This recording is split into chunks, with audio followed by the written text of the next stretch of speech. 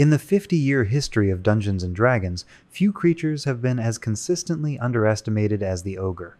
Most players dismiss them as simple brutes. Most dungeon masters deploy them as mindless obstacles. This understanding represents a fundamental misreading of one of fantasy's most enduring threats. The ogre stands as something far more complex than common perception suggests. These creatures possess a dark legacy that spans empires, a psychology that mirrors humanity's worst impulses, and variants that challenge every assumption about their limitations. The following examination reveals the true nature of the ogre, from their ancient kingdoms to their role as the backbone of monstrous armies across the multiverse. The complete picture encompasses origins, psychology, military significance, lost civilizations, magical variants, and hybrid offspring. The final analysis explains why the ogre remains one of the most persistent threats in all of fantasy literature, despite their apparent simplicity. The physical form of the ogre tells the first part of their story.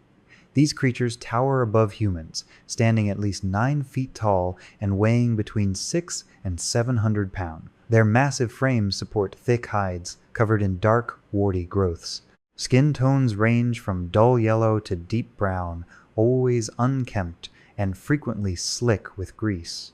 The nauseating stench that accompanies them serves as both warning and weapon. Yet the true horror of the ogre lies not in their appearance, but in what they represent. Ogres embody the wolf in human clothing, a reflection of humanity's darkest predatory instincts given physical form. Their fundamental nature revolves around rapacity and uncontrolled anger. They solve problems through overwhelming force, smashing whatever cannot be easily dominated or ignored. The psychology of the ogre reveals disturbing parallels to corrupted human behavior. Their laziness masks strategic patience. Their cruelty stems from viewing other creatures as either food or obstacles. They are omnivorous by necessity, but prefer fresh meat acquired through raiding and violence. This preference shapes their entire worldview, reducing complex social interactions to simple questions of predator and prey. Ogre's social organization reflects this brutality. They gather in small tribal groups, occupying any location that provides easy access to food and shelter. Their homes become charnel houses, littered with the remains of previous meals and poorly cured hides that serve as clothing. The hierarchy within these tribes follows a single principle: the biggest and strongest rules. Most ogres possess intelligence barely above animal cunning. However, the rare specimens with higher intellect present a different kind of threat entirely.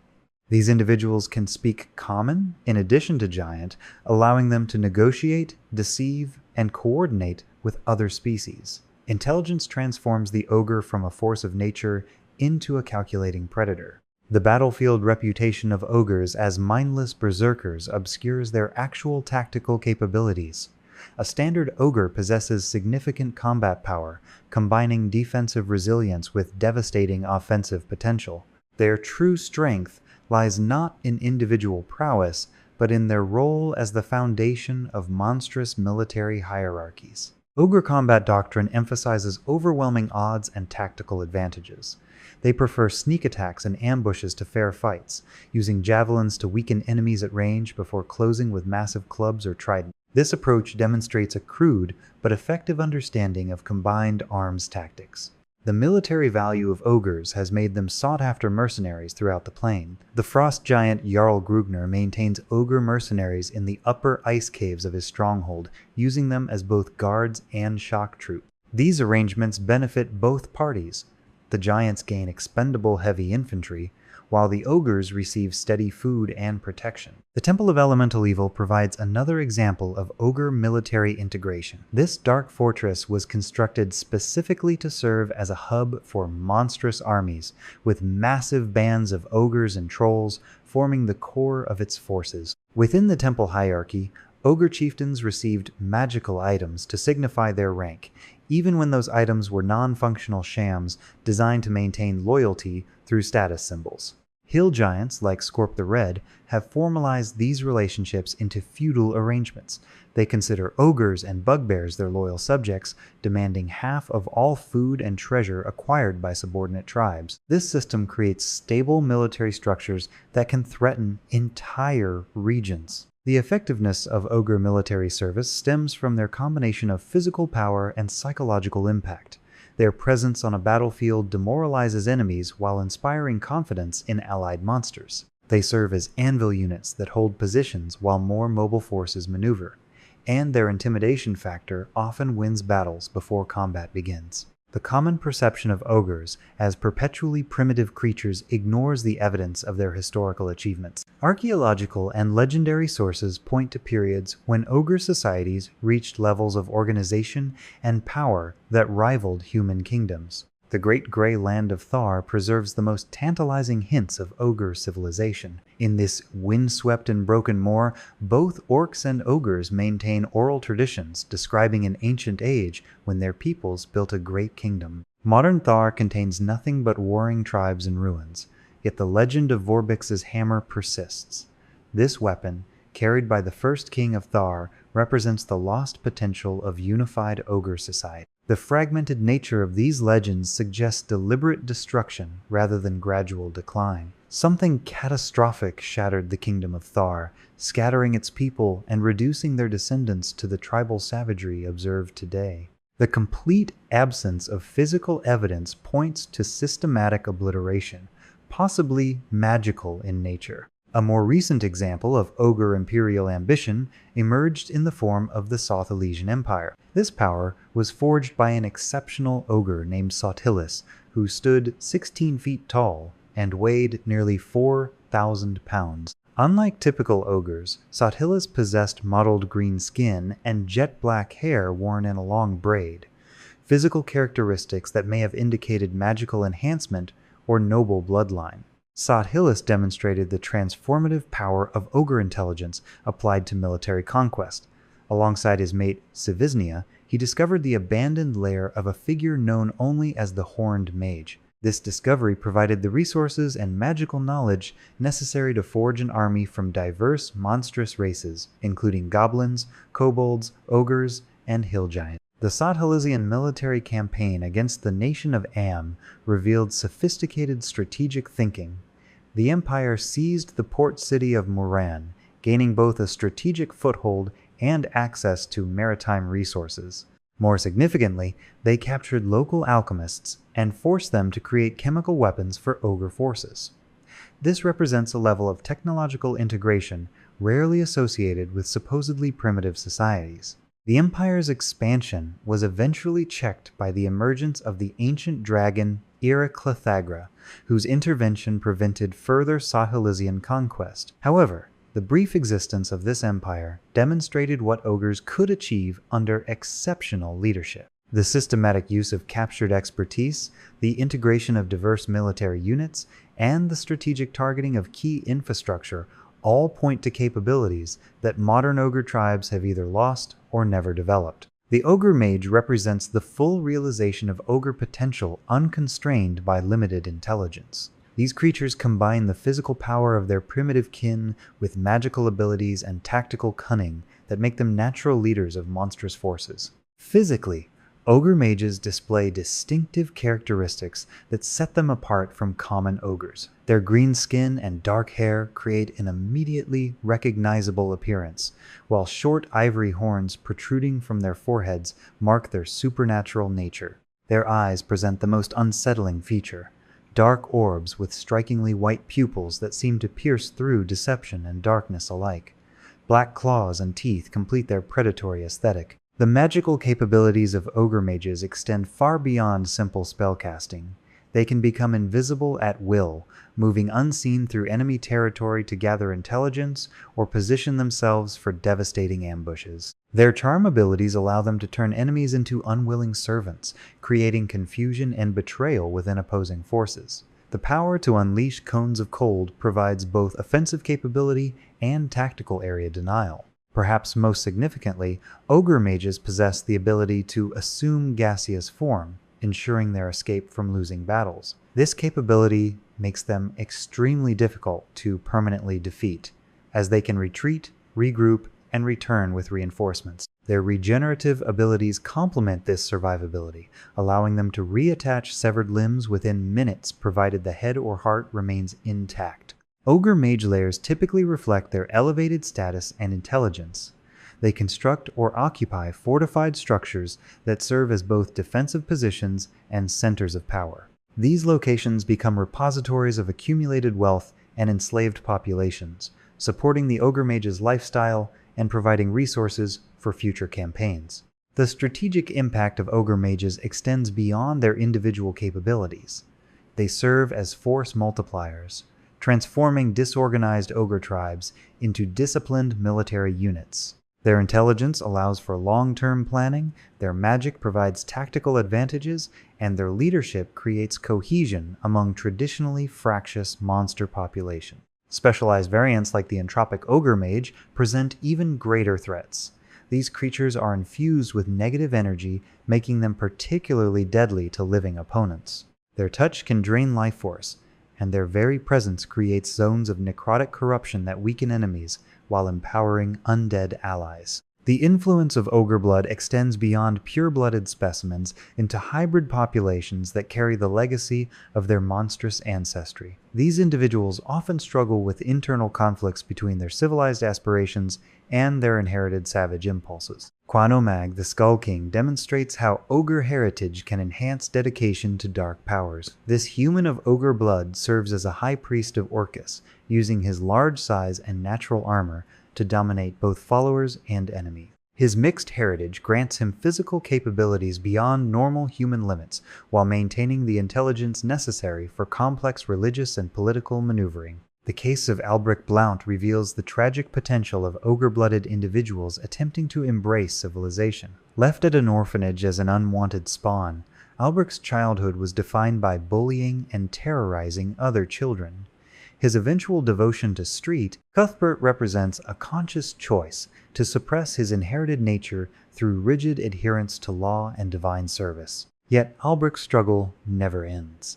He constantly battles against his dark impulses, often sliding back into the brutality that marked his youth. His deepest desire involves purging himself entirely of ogre blood to become fully human, a goal that may be impossible to achieve. This internal conflict makes him both sympathetic and dangerous, as his suppressed nature can explode into violence when his control wavers. Half-ogre populations frequently gravitate toward the barbarian lifestyle, finding that their inherent chaos and physical strength align naturally with the requirements of that path. The barbarian's rage ability channels their inherited fury into tactical advantage, while the class's emphasis on physical prowess plays to their natural strengths. The existence of ogre-blooded individuals raises questions about the true nature of ogre genetics.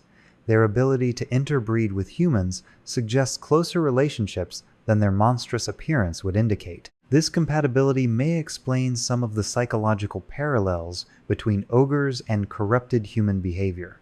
The ogre lineage encompasses numerous specialized variants adapted to specific environments and magical conditions. Each variant represents an evolutionary or magical adaptation that expands the threat profile of ogre kind beyond their traditional roles. The Marrow represent the aquatic branch of the ogre family tree.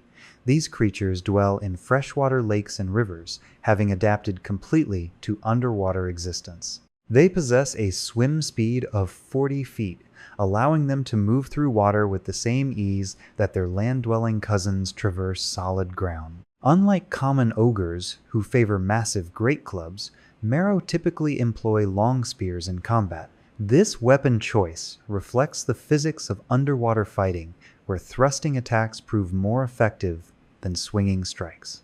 The reach of the long spear also allows Marrow to strike from relative safety, a tactical adaptation that demonstrates problem-solving beyond pure instinct. The Mordic Swamp provides one of the most detailed accounts of Marrow organization. In those fetid waters, a powerful Marrow, known as the Bog King, united a large number of his kind into a cohesive force. The Bog King's leadership demonstrated that Marrow retained the capacity for hierarchical organization, and that exceptional individuals can impose order on their scattered populations. Marrow territories present unique challenges for those who must cross them. Unlike land-based ogre camps that can be scouted and avoided, Marrow hunting grounds are invisible until the moment of attack. Travelers on boats or fording rivers may find themselves suddenly surrounded by creatures emerging from below, with no warning and no easy escape route. The discussion now turns to ogre zombies, which represent the intersection of ogre, physical power, and necromantic manipulation. These animated remains of ogres serve as durable but mindless shock troops for those who command undead forces. The transition to undeath strips away the ogre's limited intelligence entirely, leaving only the massive frame animated by dark magic. What remains is a weapon in humanoid form. Ogre zombies possess complete immunity to mind-affecting spells and effects. Their empty skulls contain nothing that can be charmed, frightened, or dominated through mental influence. This immunity makes them reliable troops in situations where living ogres might break morale or fall to enchantment magic. However, the trade-off for this mental immunity is drastically reduced physical coordination.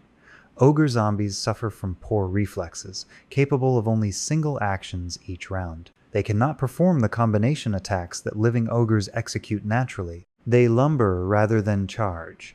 They swing rather than strike. Despite these limitations, ogre zombies remain formidable threats.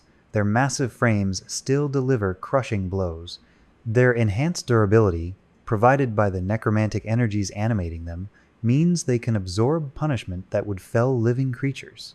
And they feel no pain, no fear, no hesitation. Necromancers prize ogre corpses as raw materials for precisely these reasons.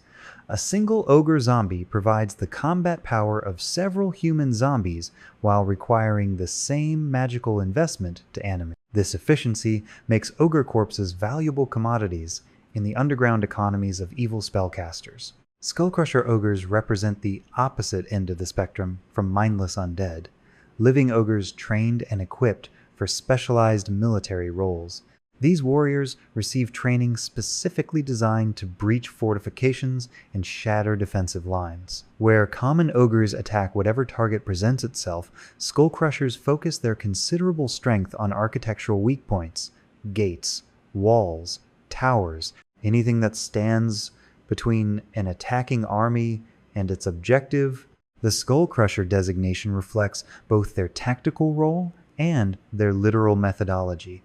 They crush skulls, certainly, but they also crush barriers, structures, and the morale of defenders, who watch their walls crumble under sustained assault. Skullcrushers typically serve as the heavy vanguard of organized ogre warbands. While lesser troops engage defending forces, Skullcrushers concentrate on creating breaches that allow the main force to pour through. This specialization requires a level of discipline rare among ogres, suggesting that Skullcrusher training involves breaking the natural ogre tendency toward individual violence in favor of coordinated action. The equipment of Skullcrushers often includes reinforced gauntlets or cestus-style weapons designed to transmit maximum force to target. Some warbands equip their Skullcrushers with rams or other siege implements, though the creature's raw strength often proves sufficient without mechanical aid. The cultural significance of ogres extends beyond their immediate threat into the mythologies and legends of other races. In many campaign settings, the presence of ogres is viewed as a blight upon the land, a corruption that must be cleansed before civilization can flourish. In the lands of the Diamond Throne, the giants who serve as stewards of the land hold legends of horrific creatures. The Cyclops appears prominently in these tales, clearly related to giant kind, yet somehow wrong. These legends suggest that the giants themselves recognize ogres as distorted reflections of their own lineage, branches of the family tree that grew in terrible direction. The draconic perspective on ogres proves similarly illuminating. In the language of dragons, the word for ogre is Gontix. The existence of this specific term indicates that dragons have had sufficient interaction with ogre kind to require a dedicated word, suggesting encounters that span the long memory of dragonkind. More significantly, ogres appear in the creation myths of other species entirely. The frost giants attribute the creation of the Minotaur race to the trickery of a hill giant sorceress named Hagenti. According to this legend, Hagenti disguised herself as a beautiful frost giant to bear the children of the god Thrym. When Thrym discovered the deception, his wrath was terrible. He cursed Hagenti and her children to resemble the cattle they had wallowed with. transforming them into the first minotaurs. This curse served as permanent reminder to distrust all beauty that seems too perfect, all bargains that seem too favorable. The presence of ogrekin in this myth connects multiple monstrous lineages through a web of divine punishment and corrupted bloodlines. If the legend holds truth, then minotaurs and ogres share distant kinship through their giant heritage, explaining certain behavioral parallels between the species. The legacy of the ogre is one of unrelenting savagery, tempered by unexpected potential. Throughout this examination, a pattern emerges. Ogres possess capabilities far beyond what their reputation suggests. They have built kingdoms, they have forged empires, they have produced leaders of genuine, strategic brilliance and magical power. Yet these achievements remain scattered, temporary, ultimately overwhelmed by the species' fundamental nature. The kingdom of Thar fell. The Sothalesian Empire collapsed. Individual ogre mages rise to power, only to be destroyed by heroes or consumed by rivals. The potential is real, but so is the self-destruction that follows every ogre success. This cycle raises questions without easy answers. Are ogres fundamentally incapable of sustained civilization? Or do external forces consistently destroy ogre societies before they can mature? The complete absence of physical evidence from the Thar kingdom suggests the second possibility. Something or someone wants ogres to remain primitive. Whether they serve as mindless guards for a lich's tomb or carve out short-lived empires in contested territories, ogres remain a major threat to all civilized races. Their history is a litany of bloodlust and destruction. Their present is a constant pressure against civilization's borders. Their future promises more of the same. For as long as ogres roam the wild places of the world, they will continue to be a source of terror for those who dwell in the light. They are the wolf in human clothing, made manifest. They are the predatory impulse, given form and hunger. They are the reminder that civilization is a thin barrier against the darkness that waits outside. The ogre does not need to be intelligent to be dangerous. The ogre does not need to be organized to be destructive. The ogre simply needs to exist. And that, more than any other factor, is why they have endured for 50 years of game history and will endure for 50 more. The brute survives. The brute always survives.